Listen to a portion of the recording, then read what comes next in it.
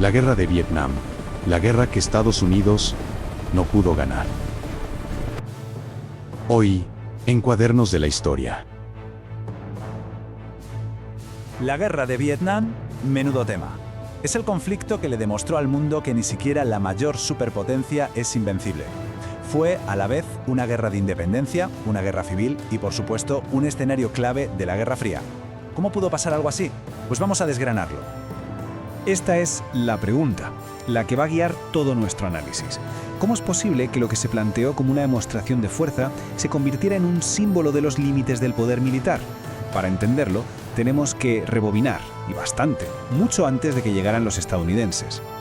Vamos a ver el conflicto en 5 fases clave, empezando por sus orígenes coloniales hasta llegar a las profundas consecuencias que de hecho resuenan todavía hoy.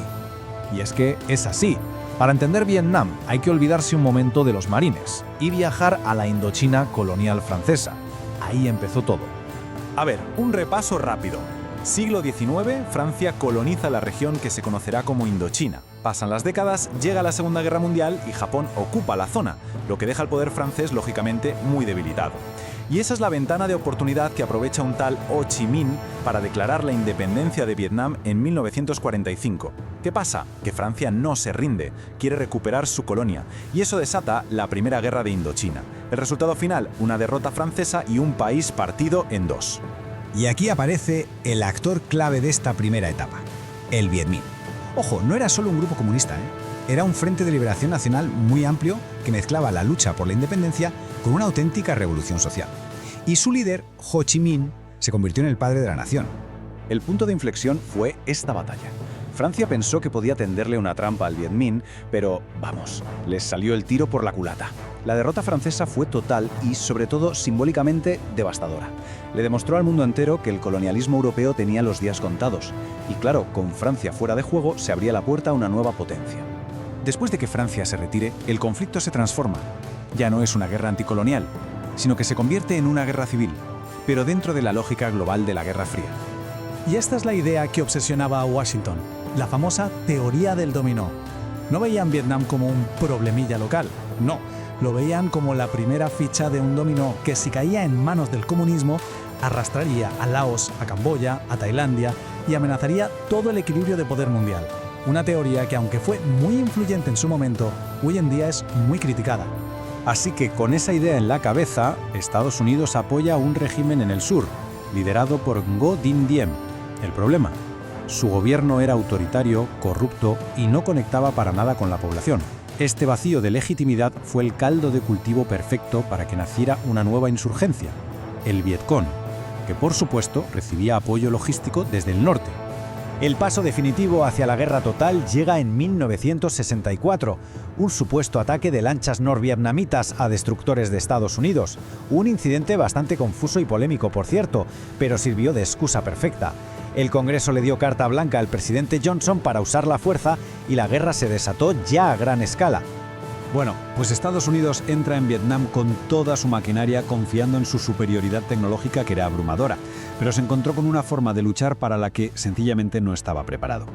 Este cuadro lo ilustra a la perfección. Por un lado, una maquinaria de guerra convencional que medía el éxito en body counts, o sea, en el número de enemigos muertos. Su lógica era: si matamos más rápido de lo que el enemigo puede reemplazarlos, ganaremos. Por el otro lado, una guerra de guerrillas basada en el desgaste, en el control de la población y en un conocimiento perfecto del terreno. Un choque de mentalidades total. Y en su intento por doblegar al enemigo, Estados Unidos recurrió a armas terribles. El napalm, esa gasolina gelatinosa que quemaba aldeas enteras, y el agente naranja, que se usaba para destruir la selva y quitarle al enemigo su escondite. Estas tácticas no solo no sirvieron para ganar la guerra, sino que dejaron una herida imborrable en la tierra y en su gente. Y aquí está el dilema estratégico fundamental. Estados Unidos podía ganar todas las batallas, causar bajas enormes, pero eso no se traducía en control político, ni en la lealtad de la gente. No había una línea de frente que conquistar. Así que, ¿cuándo se podía declarar la victoria? ¿Cómo se sabía si se estaba ganando?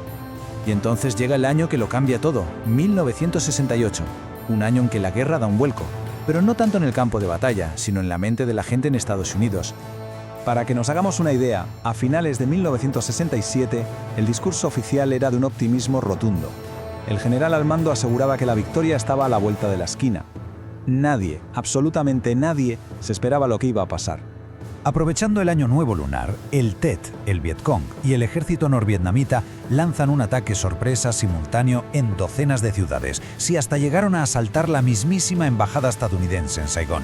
El shock fue total. Y aquí está la gran paradoja.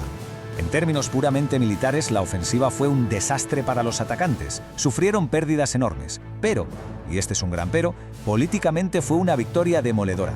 Demostró que el gobierno estadounidense estaba mintiendo, que la guerra no estaba casi ganada. De ahí nació lo que se llamó el abismo de credibilidad.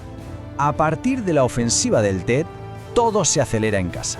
El movimiento pacifista se vuelve masivo. La televisión, por primera vez, mete la guerra en el salón de casa, mostrando toda su crudeza.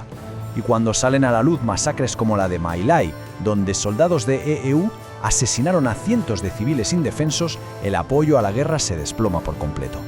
Con la opinión pública en contra, la pregunta en Washington ya no es cómo ganar la guerra, sino cómo salir de ella de la forma más digna posible. La estrategia del nuevo presidente, Nixon, fue la vietnamización. La idea era retirar poco a poco a las tropas americanas y que el ejército de Vietnam del Sur se hiciera cargo del combate. Paradójicamente, mientras retiraba tropas, intensificó los bombardeos y expandió la guerra en secreto a los países vecinos, Camboya y Laos. Finalmente, en 1973, se firman los Acuerdos de Paz de París y las últimas tropas de combate de EU se van a casa. Pero la paz fue una ilusión. 2 años después, Vietnam del Norte lanza la ofensiva final y Saigón cae. La guerra, por fin, ha terminado. El coste humano de décadas de conflicto fue sencillamente aterrador. Más de 58.000 soldados estadounidenses, pero sobre todo, millones de vietnamitas entre civiles y combatientes. Una tragedia de una escala que cuesta imaginar. Para Estados Unidos, la derrota dejó una cicatriz profundísima. El síndrome de Vietnam marcó su política exterior durante décadas. Un miedo atroz a verse atrapado en otro atolladero, en otra guerra sin una estrategia de salida clara. Al final, la guerra no se perdió por falta de bombas o de soldados. Se perdió porque el objetivo político nunca estuvo claro, porque el aliado local no tenía el apoyo de su propio pueblo y porque el enemigo tenía una voluntad de lucha inquebrantable. Y esto nos deja con una pregunta final. ¿Hasta qué punto estas lecciones sobre los límites del poder militar y la importancia de la política siguen vigentes en los conflictos del mundo actual?